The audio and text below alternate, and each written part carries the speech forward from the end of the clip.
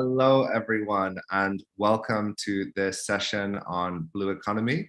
Very much looking forward to the discussion today. My name is James Elsmore. I'm the CEO of Island Innovation, and I'm delighted to have you here on day 4 of the Virtual Island Summit.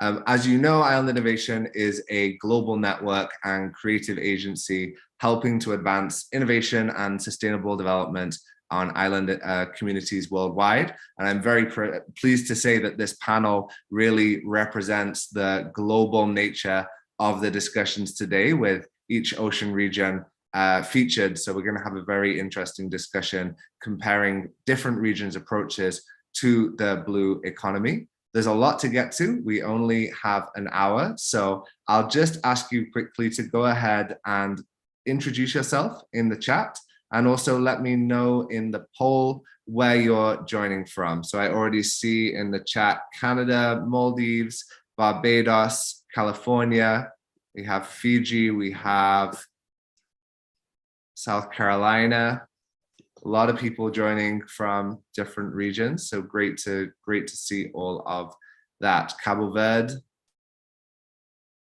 wonderful.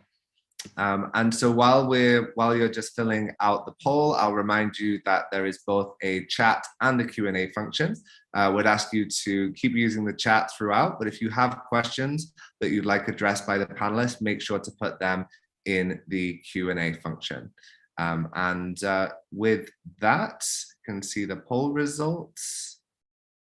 Okay, so again, a pretty global reach: North America, Europe, Caribbean, well represented, and then people joining from all other regions as well. Pretty even split across academia, NGOs, government, and the private sector, and the biggest chunk of people from environmental services and ocean conservation, which makes sense. Great, I can see Scotland, Easter Island, St. Vincent, the Grenadines, wonderful. So with that, I'll invite our moderator to join us. You're there, Martin. Hi, James. Yes, I'm here. Fantastic. Thank you so much for joining us again. Martin Curring is the head of the World Ocean Initiative at Economist Impact.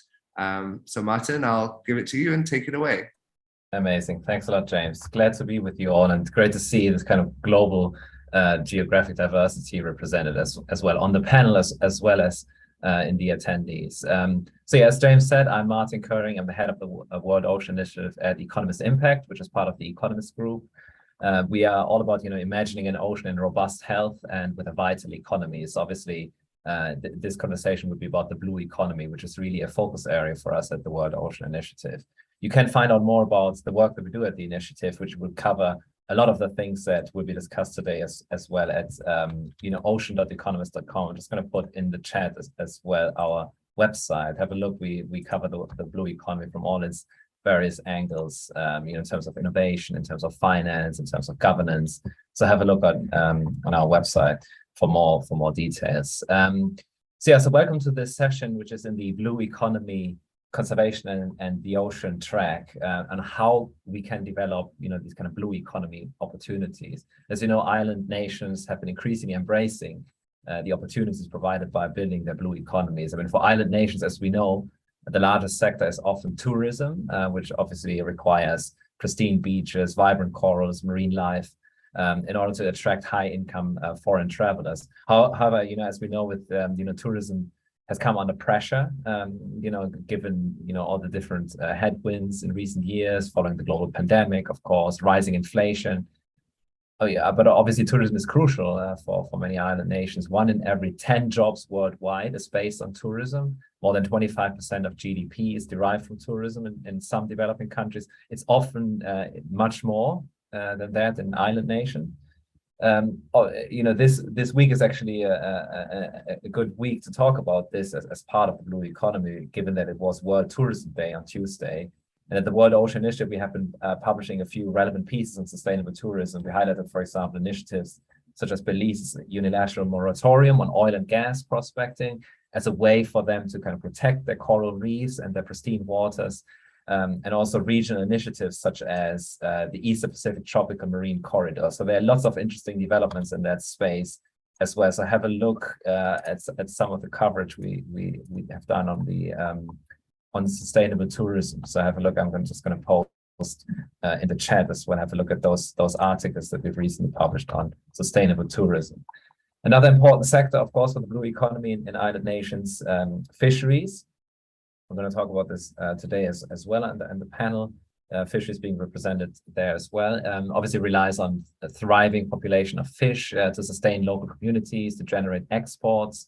And I just wanted to highlight the example of the Seychelles. I mean, we're going to have a representative from the Seychelles as well on the panel. With the help of foreign partners, the country has piloted two very kind of creative financial approaches: a debt for nature swap and a sovereign blue bond, to ease their debt burden, but also to raise funds for sustainable fisheries, conservation, climate adaptation. So have a look at the case study that we produced there. That could be interesting further reading, and we will be discussing this today as well in terms of what is happening in the Seychelles. And obviously, some of these issues. I mean, here we had the virtual island summit, but obviously there will be lots of follow-up discussions, on the topics that we discussed today at the World Ocean Summit as well. You might have heard about the World Ocean Summit. We're going into our 10th iteration next year, which is going to be in Lisbon in February, March 2023. So hopefully, be able to see many of you there. Have a look at the website for the World Ocean Summit next year. You can register your interest there as well. So finally, I just wanted to highlight the great untapped potential of marine natural capital, which is also a topic that we're going to talk about today. There's obviously seagrass, mangrove forests, coral reefs, great marine natural capital available in the island nations. They benefit from tourism, fisheries, and so on, of course. There's these kind of ecosystems that provide a nursery for fish, a food source. They're home for many different fish species. They protect coastlines. There are lots of benefits that these ecosystems provide. So regenerating these ecosystems could be a major opportunity for the blue economies in those island nations. Seaweed farming, for example, which we have highlighted in our coverage as well, but also carbon markets and blue carbon markets. And we're going to talk about this today as well. And if you do have any questions on that, please put them in the chat. These markets are obviously very important. There's something that the World Ocean Industry has been covering. They allow island nations to fund projects that restore these ecosystems in order to generate these credits that are based on the tons of carbon captured and stored. And these credits are then sold to global buyers, such as businesses that want to offset their own carbon emissions. There are obviously lots of caveats when it comes to offsetting, because offsetting has been in the news as well and criticized, for rightly so. But there are some really interesting schemes there in terms of creating co-benefits for communities, employment skills, community well-being, and so on. So the blue carbon markets is another crucial topic as part of the blue economy. And have a look at the coverage on blue carbon markets that we have recently had at the World Ocean Economy. So at the World Ocean Initiative. So let's hear from island nations. And James already mentioned that we have a really good global representation, how they are developing their blue economy opportunities. So following an opening keynote by Dr. Keith Mitchell, the former Prime Minister of Grenada, I will be excited to moderate a discussion with 4 excellent speakers. So we're welcoming today, first of all, Ruben Eiras. He is the Secretary General of Forum Oceano. Then we have Zaidi Afrin. She's Island Ambassador at Island Innovation for the SIDS. We have Dr. Shobna Shabnam, Blue Economy expert on islands. And last but not least, Dr. Amir Ibrahim. He's the head of the Fisheries Management and Technical Fisheries at the Seychelles Fishing Authority. And as James mentioned, you can participate in the Q&A later in this session. Please state your name, organization, where you're joining us when submitting a question. Please submit comments to all panelists and attendees in the drop-down box, as it automatically defaults to all panelists in Zoom. So first, let's hear from Dr. Keith Mitchell, former Prime Minister of Grenada. I will address my talk from the advisory role to SIDS Samoa pathway in reviewing the process and in particular supporting role of UNDESA SIDS Chief Unit. Agenda 2030 provided SIDS a new framing large ocean island states have to reposition their economic development with a vast natural capital. But how do we do it? How do we develop blue economic opportunities? Well, as islanders, we are system thinkers, and we need to apply system thinking and theoretical farming to our work in public policy. We have to think on innovation in the context of the overall sustainable development prospects for SIDS today. Allow me to recall, friends, some important agreements made earlier on the UN for blue economic opportunities. These are fundamental to understanding the SIDS policy and the diplomatic process, and that this issue needs to be embedded in our systems thinking. 1. Chapter 17 of the Agenda 21 speaks of the agreement Ocean Conservation, Rational Use and Development, Rio 20, 1992. 2. Samoa Way. SIDS agree on the SDG, and these were real partnerships. 3. SDG 14, Saving the Oceans Package under Global Goals. These are just a few of them, friends, that most marine scientists and ocean governance frameworks refer to when talking about the blue economy. However, these require integration with social and economic disciplines. And as you heard in our previous presentation about labor and ILO governance for decent work and economic growth. As I address you, SIDS members and island friends, allow me to remind you of my reflections at the 2017 Ocean Conference. As Prime Minister of Grenada, I chaired the SDG 14.7, that's the Ocean Goals for SIDS, that partnership dialogue for the blue economy. In my deliberations at the UN, I emphasized that SIDS cannot wait for technological transfer and the provision of infrastructure.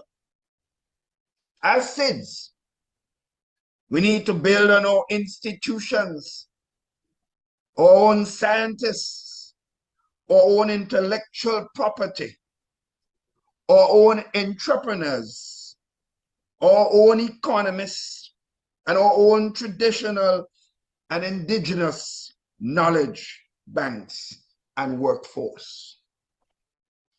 After all, the political and diplomatic commitments for the next phase of the global process is to transfer knowledge and translate the results into national processes with real partnerships. The next question, friends, is how SIDS can do this at the national level, noting the financial status of our governments to provide for a new workforce. Allow me, therefore, to share with you, following the Ocean Conference, as the chair of the World Bank Small States Forum in 2017, I did urge that the traditional development partners in this field, that the field of business, finance, and economic aid, should change their approach to financing development for seeds, the vanguard of the blue economy. One of the critical and fundamental problems, friends, I led as SIDS chair with finance ministers and central bank governors, as well as with colleagues of the World Bank and the IMF, is the issue of official developmental assistance. In this context of the 2030 agenda, SIDS are calling for new strategies for SD, which cannot succeed without explicit changes in the international economic sphere or governance, and the inclusion of sustainable development in investment and financial and other programs. That call at the World Bank was made against the backdrop of triple trap that small island governments have fallen into: climate impacts, high fossil fuel prices, and high debts of these three. The UN Agenda 2030 reflects this. The composition of debt in emerging and developing countries, including the blue economy, since the Category 5 hurricanes and natural disasters, makes policymakers more vulnerable to financial market stress.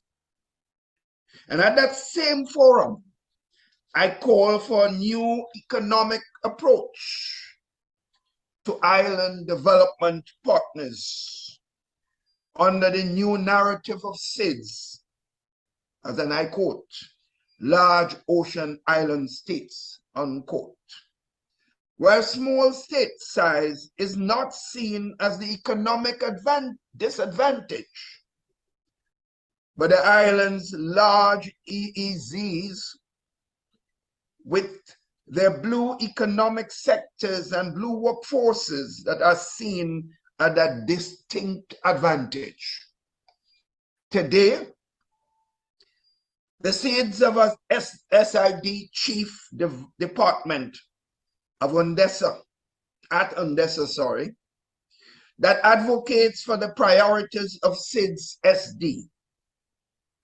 One of the priorities is and relates to the blue economic development. It needs to be understood from the perspective of multilateral debt, restructuring, and development finance frameworks. An effective sovereign debt restructuring mechanism is therefore an essential complement to measures that better align development finance with the needs of the blue economy. These processes need to be further negotiated by SIDS at multiple levels. Allow me, therefore, to take you to the next level, from the global to regional and national, here through the UN political and diplomatic process, to the national policy framework and institutional measures. In my experience, friends, UN processes also need to go through the national political processes, through island-led professionals working together from the domains of the economies, finance and labor, maritime and marine experts, and international diplomacy islanders. These have maintained and give new opportunities to approach the development holistically. At the governmental level, this requires island governments to act quickly and design new policies that coherently embed blue generation careers and workforce development on islands, supported by SDG Hub for innovation at public policies and international development. Most importantly, Island institutions will need to keep industry collaboration in mind to work with business associations, private sectors also to achieve the public benefit of the blue economy, unlike the traditional science policy governance. With this note, therefore, I would like to thank Island Development, Island Innovation Ambassadors, Network, and CEOs, and the team for their remarkable and outstanding pulling for knowledge across multiple industries. Friends, it's been a pleasure to address you on this important topic. I will look forward to the end product of this important meeting as we go forward to helping small island states with the important element of ocean states development, which has enormous prospects for development of all these islands. Thank you all. Amazing. That was absolutely fantastic to hear from Dr. Keith Mitchell, former Prime Minister of Grenada, for highlighting, the importance of the ocean economy for island nations. And he stressed the need for international cooperation. I mean, really working towards these innovations that are crucial to build the blue economy. Obviously, building on some of the agreements that he mentioned at the UN level, and for the SIDS, there is this need, as he highlighted, to build institutions, to bring scientists, entrepreneurs, economists, and particularly also traditional indigenous knowledge together. He also stressed the need for official development assistance to kind of be kind of rewired and kind of have new strategies there to build better international economic governance. And he also highlighted the need to revisit debt, particularly sovereign debt restructures, to kind of look at better development finance and combining that with blue economy opportunities. And then finally, he also talked about the regional and national level in terms of building national policy frameworks to build this cooperation also with the private sector. I would just like to remind and see that there are already questions coming in through the Q&A, but I just wanted to remind everyone that you can participate in the Q&A. State your name, organization, where you're joining us from when you submit a question, and yeah, have a look at the Q&A. I would now like to ask our first panelist to take the floor, Ruben Eiras, Secretary General at Forum Oceano. Ruben?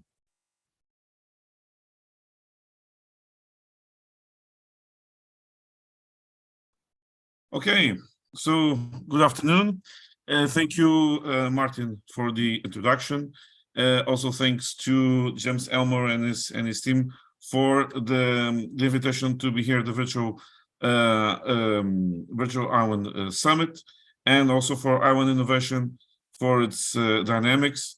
I myself, I'm an islander of birth from Madeira Island, and this is something that islands and blue economy, means a lot to me.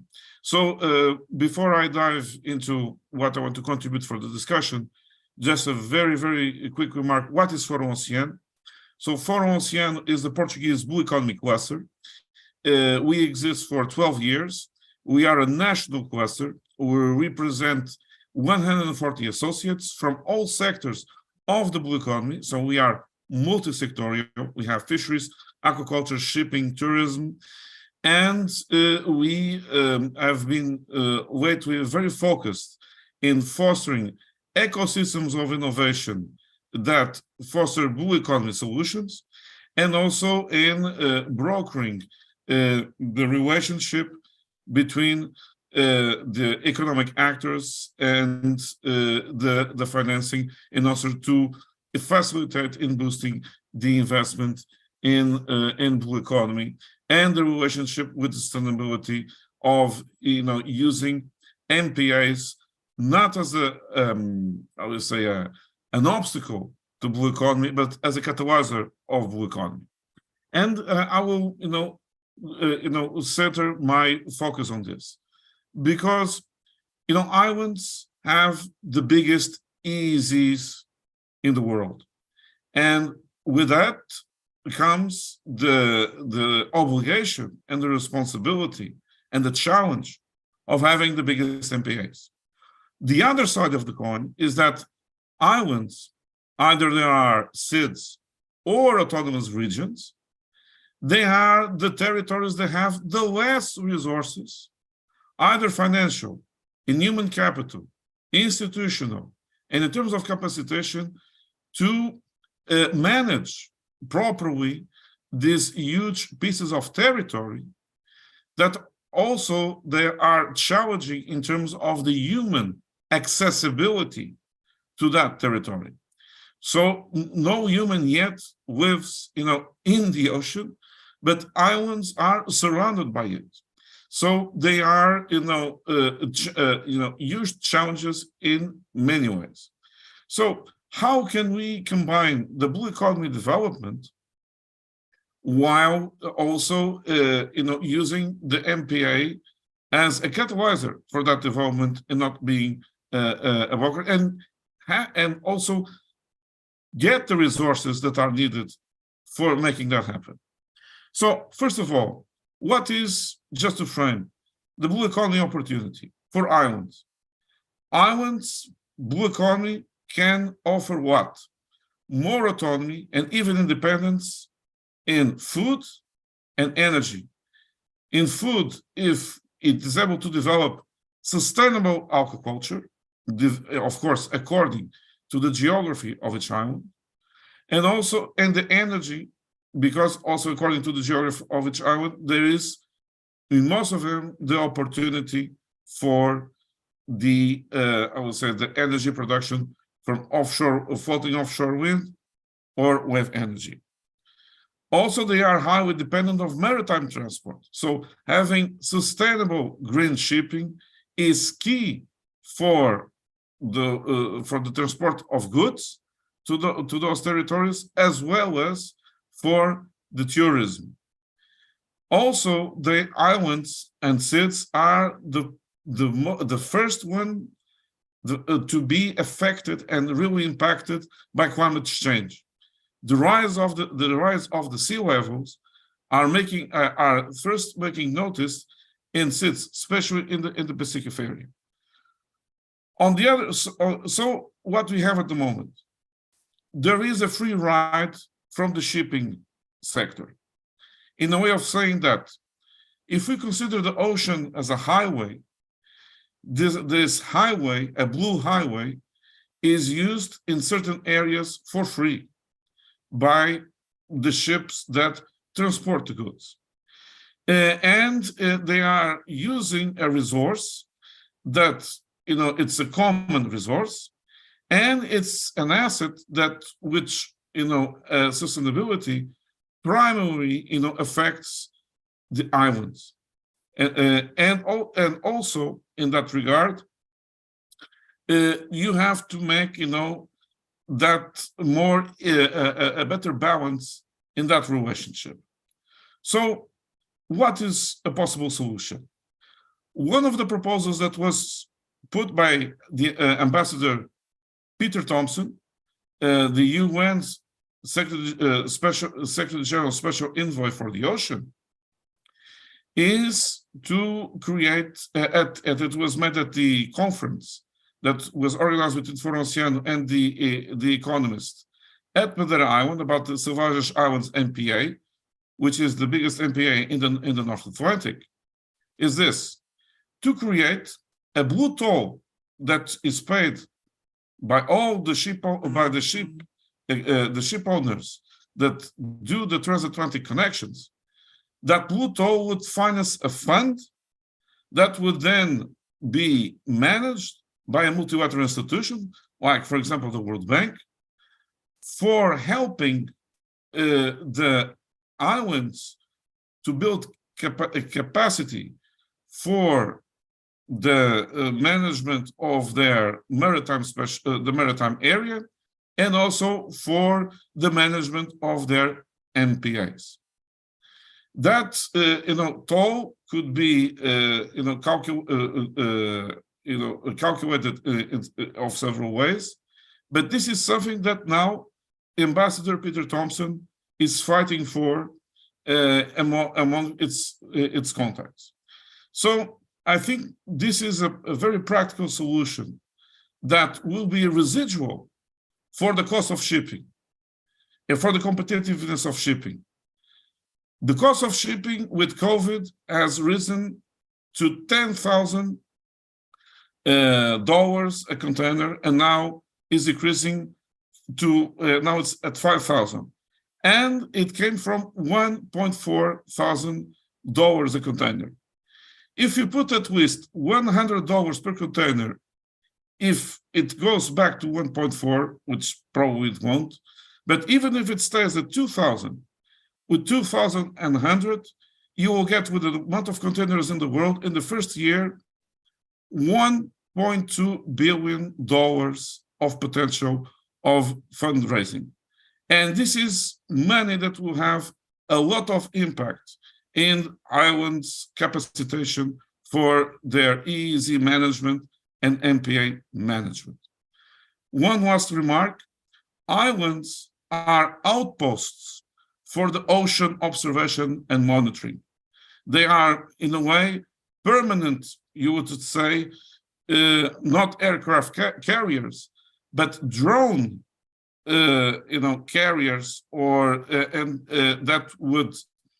that are, I would say, essential for ocean observation.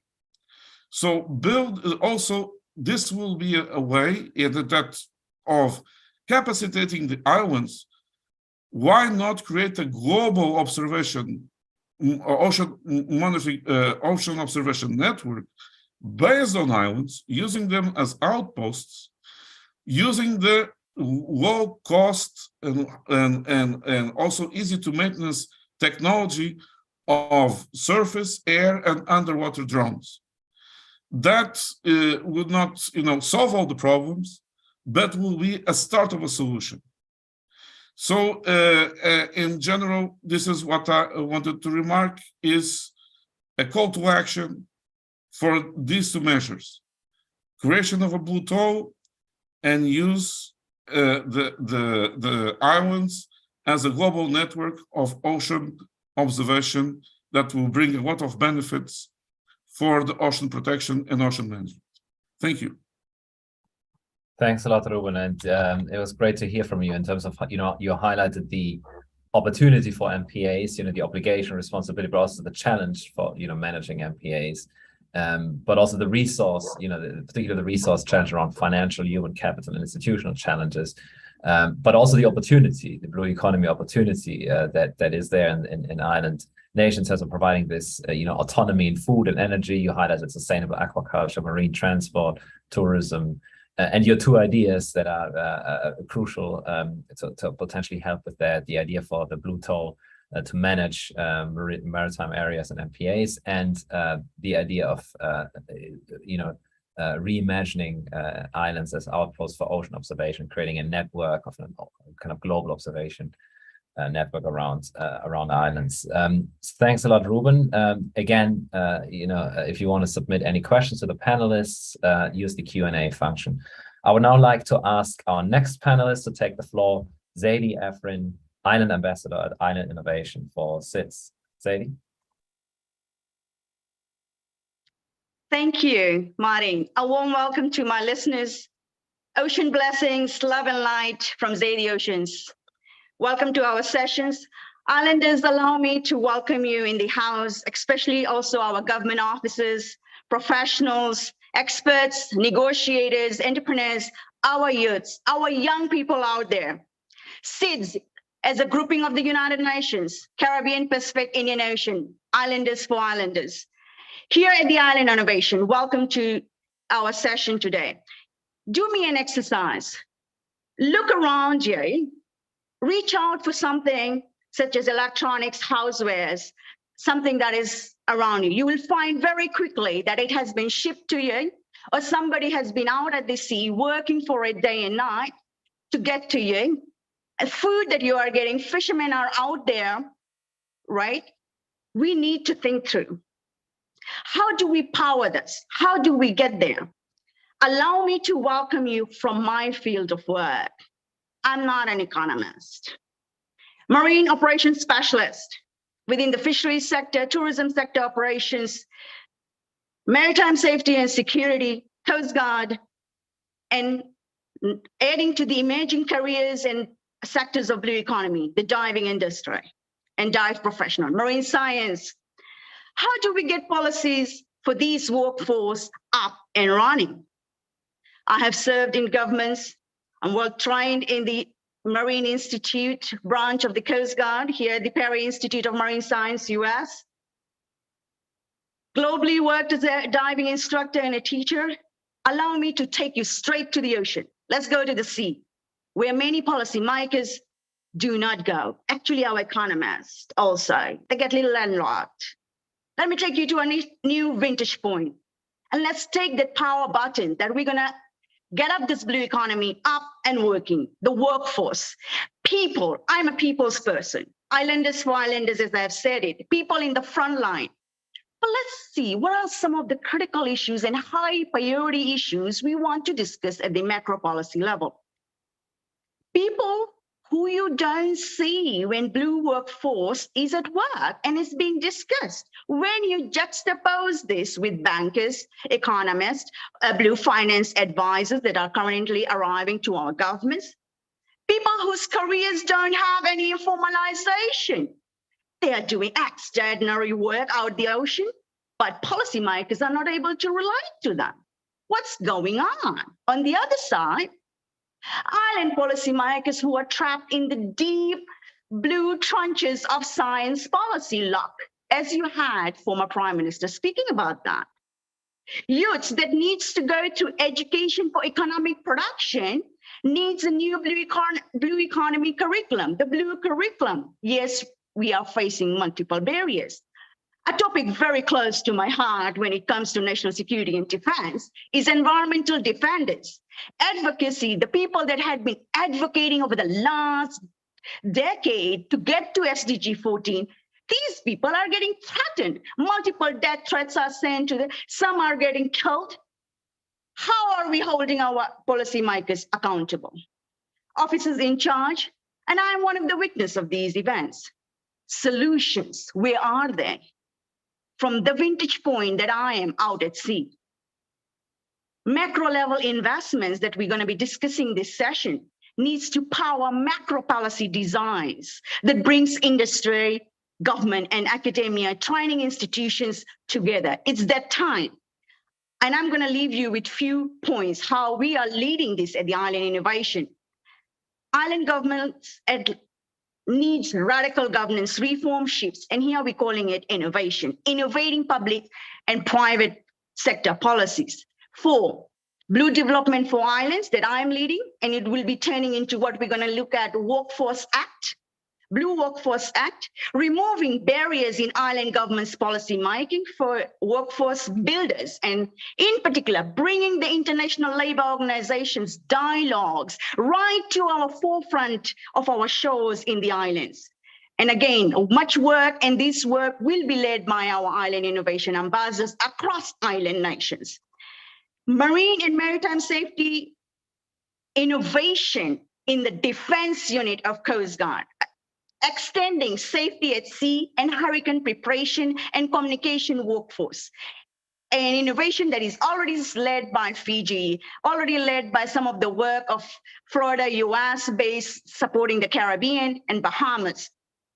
Now aligning funding for existing workforce development programs and internships, right? Through grants and training workers for employment within the blue economy. A very specialized sector as an emerging sector. This is for dive professionals of island dive professionals and island dive hubs to be becoming the new training workforce development hubs.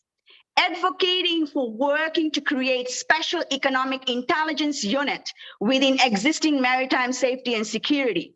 That would focus on blue workforce protection, right? Human security is the subject here. Tribal leaders protection in the UN positionality, women leaders protection for ocean, climate. And with this, I leave you to hear from you. What are you thinking in terms of innovation around these areas? Now, let me share something with you. I am from the generation where my island tribe leaders and coaches would say, If you want to go far, make friends with those that can help you paddle, swim, sail, dive, right? And fix boats, what we used to call island traders. Allow me to add to that, economists, lawyers, and thought leaders in innovation as our lovely friends as we move towards uplifting blue economy for island nations. Ambassador for SIDS, Zadie Oceans.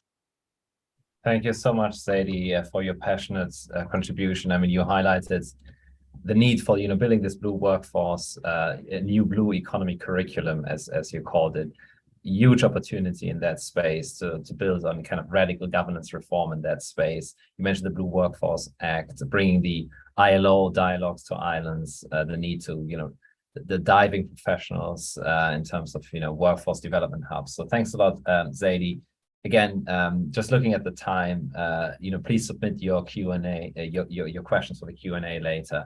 And I'd like to ask the next panelists as well to watch the time as well, because we want to have as much time as possible for the questions later. So I'd now like to ask our next panelist to take the floor, Dr. Shobna Shabnam. She is the blue economy expert on islands.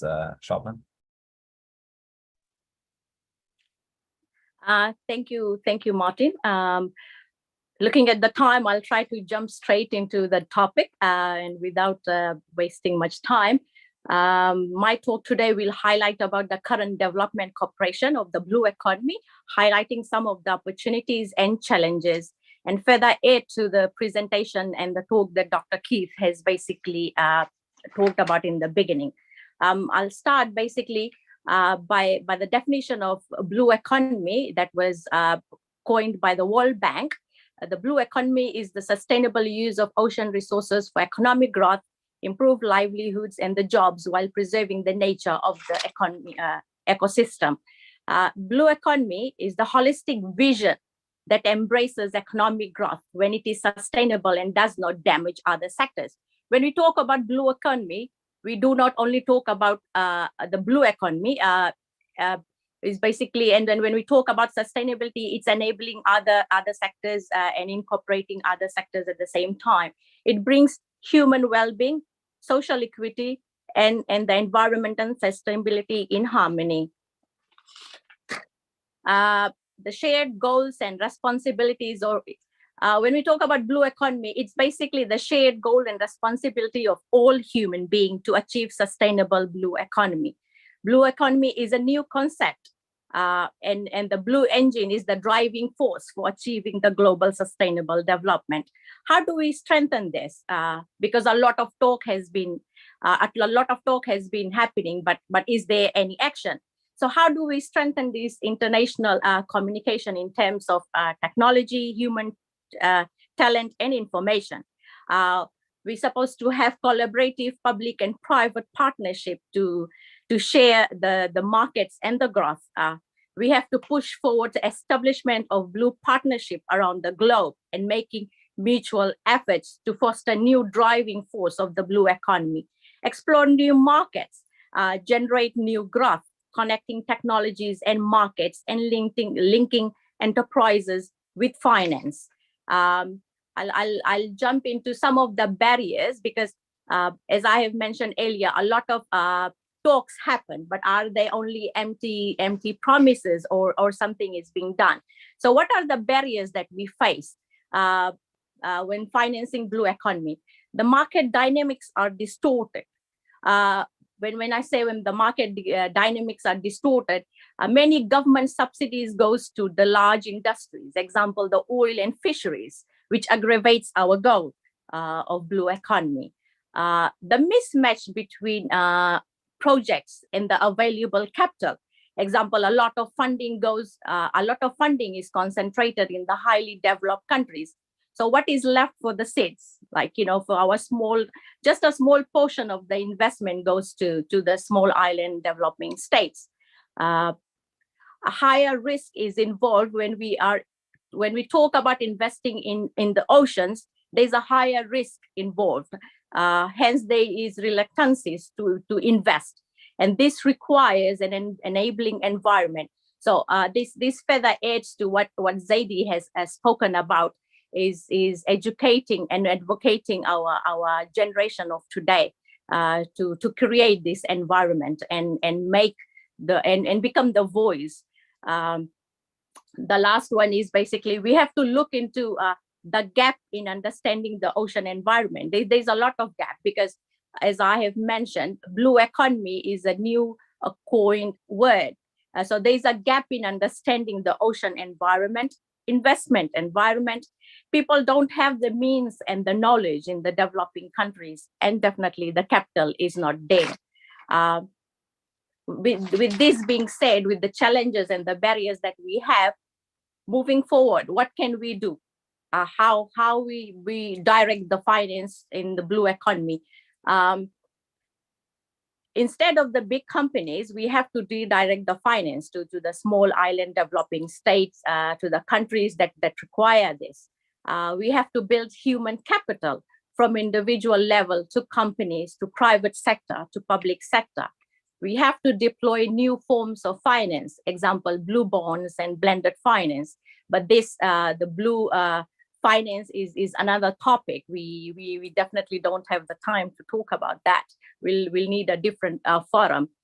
The small scale woman-led projects with little capital to participate. So in this regard, we need to boost new approaches to de-risk the ocean economy.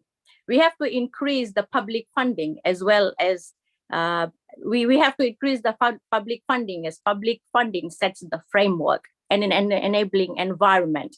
As we have, as Dr. Keith has already mentioned, we have to have the public and private partnership. We have to work on that. We have to build on that. With this being said, I would like to end my talk here. However, I would like to leave everybody with a thought-provoking statement for us to think about it. Science is telling us that the ocean's health is under stress and depleting at an alarming rate. Many high-profile international commitments are made for our ocean protection.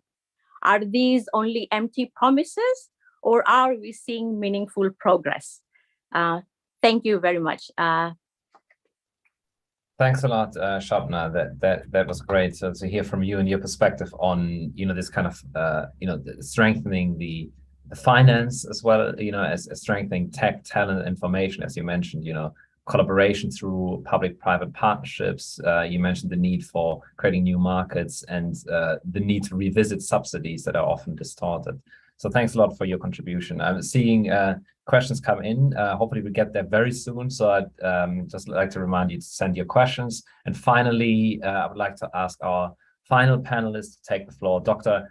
Amir Ibrahim. He is the Head of Fisheries Management and Technical Fisheries at the Seychelles Fishing Authority. Amir? Good morning, good afternoon, good evening, everyone. I'm going to keep it short and sweet, just due to time constraints, and I would love to get to the questions as well. So I'm going to talk from a local context with regards to the Seychelles. As many of you may be aware, Seychelles is a leader in many aspects with regards to the blue economy. For example, we were one of the first countries to initiate the Marine Spatial Plan to protect 30% of our oceans. We initiated the Fisheries Transparency Initiative, one of the first countries to do so. We were one of the first countries as well to initiate the Debt for Nature swap. And from a local context, what I've noticed, and while these things may have been a great benefit to the Seychelles, I think as they are progressing, we as small developing states are beginning to see our limitations. And hopefully by highlighting these limitations may help other SIDS and other small developing states learn from the Seychelles. And I'm going to talk about three specific issues. With regards to the MSP, so it was initiated in 2014, and it was a long process, a big consultative process, back and forth. And we now, Seychelles now finds itself in the implementation stage. And already we are beginning to see some issues. For example, do we have the capacity to do it? So Seychelles is 1.37 million kilometers squared of ocean. So we're an ocean state, and 30% of that is extremely large. And some may question, do we have the capacity alone as a small island developing state to actually enforce and protect 30% of that ocean space? That's a big question. Secondly, one of the projects that I'm proud to be a part of is spearheading the blue carbon research in Seychelles. So I recently formed part of a team that submitted the roadmap to blue carbon opportunities in Seychelles, and it was a wonderful experience. It took 3 years to do, and what we've noticed, the whole process initiated first enabled us to look at the literature that was done in Seychelles, and shockingly enough, there was very poor literature available on blue carbon data within Seychelles, and so we had to extend it to the Western Indian Ocean region. What I'm trying to get at is that there is there is a lack of data, I would say, with regards to the blue economy, which may have direct consequences to a small island developing state. And so we've submitted the roadmap document. It was submitted to the government of Seychelles. And the question we ask now is, what next? Will it remain on a shelf, or will it actually be progressed to the next stage? And developing those mechanisms of how we take in something from a document to actual real life is something that I think all governments will need to come to terms with and show exactly how serious they are with regards to the blue economy. A third and final topic I wanted to speak about is fisheries. So my day job, I'm a head of fisheries management for the Seychelles Fishing Authority. And just a bit of brief background, the Seychelles has 3 types of fisheries. We have industrial, semi-industrial, and artisanal fisheries. And with regards to the industrial fishery, we're heavily subsidized by the EU. And my question is, when the EU move out, what is Seychelles going to do? It's a question that I've posed to politicians because I'm one person that looks at data, and looking at the data, it shows that our catches are going down, catches are moving outside of the EEZ. And do we keep on accepting money from the EU, or do we find innovative ways to sustain our own fisheries? With regards to the semi-industrial and small-scale artisanal fisheries, there seems to be a lack of trust with the fisheries sector and the authority, and that's based for several reasons. Politics is one of them. Politicians have always been used fishermen have always been used as political tools till today. I always like to tell the story. It's something that resonates very strongly with me. Before I joined the Seychelles Fishing Authority, I was a consultant for the sea cucumber fishery, and one of my first experiences was to have an inception workshop with those fishermen. And I entered into a room with 150 people. And when I introduced myself as a consultant for the government authority, all 150 people got up and left the room and left me alone in the room alone. And 3 years or 4 years later now, I have those fishermen on speed dial. It shows that we need to form strong connections with people that live and breathe the ocean. I may be a scientist, but I'm not afraid to admit that no one knows the sea better than a fisherman. And so trying to form those ties and strong synergies between different sectors and stakeholders is crucial for the blue economy. And yes, I will leave you at that, just due to the time, and I look forward to the Q&A sessions. Thank you so much. Amazing. Thanks a lot, Amir. That was great to hear from your experience in the Seychelles in terms of the marine spatial plan. You mentioned the constraints that they are to meet the 30% target of protection given the capacity. You mentioned the Debt for Nature swap at the Economist Impact World Ocean Initiative. We also talked about that. Have a look at the article I shared in the chat. You mentioned the challenge around lack of data, but the need to bring these kind of stakeholders together and learn from the fishers to create synergies.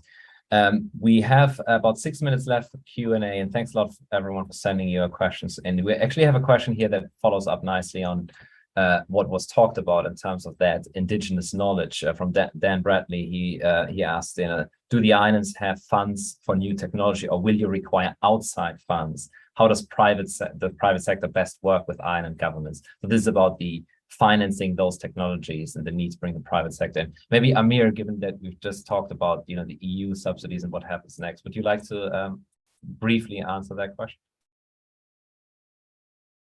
Sorry, Martin, you cut off a little bit. Can you just repeat that? Thank you. Yeah, so this one is about, do the islands have funds for new technology, or will you require outside funds? And how does the private sector best work with island governance? That's a good question, Martin. So I was actually recently asked this question at an interview most recently with regards to blue carbon. So does Seychelles have the right funds? I think, to be honest, the funds are there. We just lack the technical capacity in-house. So, for example, Seychelles has been quite lucky, especially with the Blue Bond Initiative and the Debt for Nature swap. It's put us on a global map, and it's increased a lot of funding into the country. But we find ourselves now as how to efficiently use those funds. So I'm not sure about other countries in the region, but it's not necessarily a problem for the Seychelles with receiving those funds, how to use those funds. Yeah, that's a great point. Would anyone else like to answer that question from their perspective? Maybe Zadie, Shopna, Ruben. Yeah, I can take this, Martin. I think, thank you very much. And the question specifically, I'm going to take it to stride to protection of tribal leaders, tribal knowledge, indigenous protection, and supporting them. Of course, there are mechanisms how tribal leaders and customary owners locally work, and financing mechanisms would need, or finances would need to understand those local contexts. And this is where local island ambassadors come in. You have to work with the people. Now, in terms of technology transfer that we need to look at from macro level. And it's something that SIDS have, within the SIDS block, has recently negotiated on an industry policy. It's something that we will be further negotiating with Blue Finance and Blue Investments as we move within the SIDS block of further negotiations with IMF and World Bank. Thank you. Thanks a lot, Zadie, for highlighting your experience and also bringing in the local island ambassadors to help with that technology transfer. Is crucial.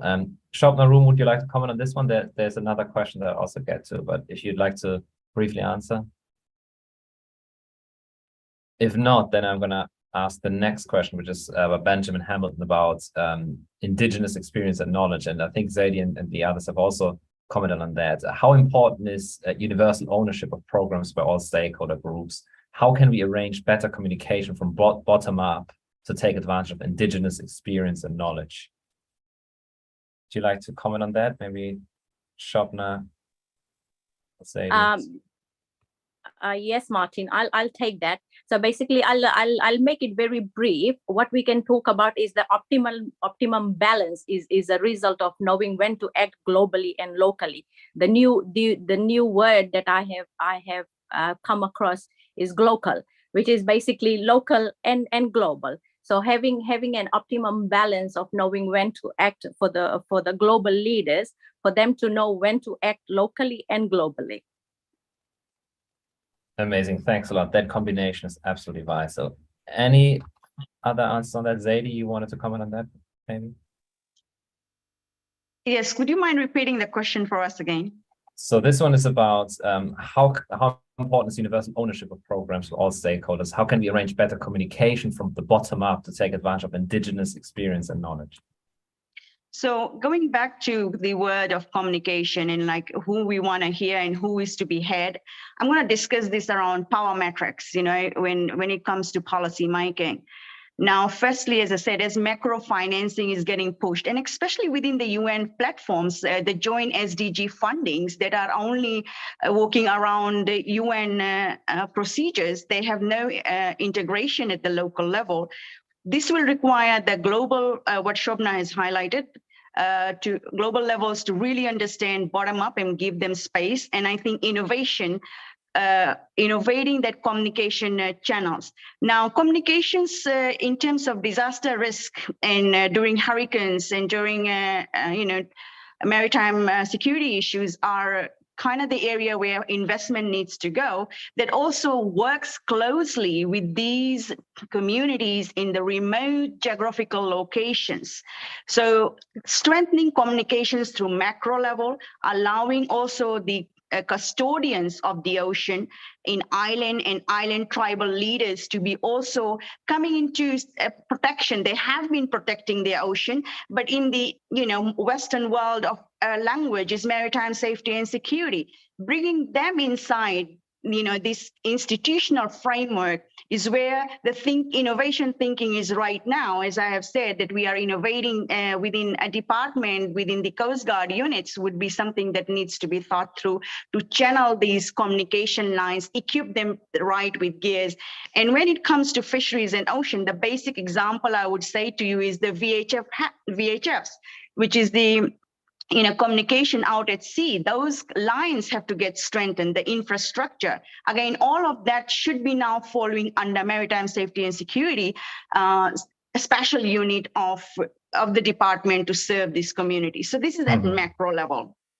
Great, amazing. Thanks a lot, Sadie, for highlighting that need to bring in the tribal leaders, the communications channels, and looking at bringing in those kind of communication channels, the custodians of the ocean, as you mentioned. We've run out of time, but I'd like to thank our panelists, Ruben, Shobna, Zadie, Amir, for your great contributions. And also thanks a lot for all of the great comments in the chat, as well as the questions you submitted.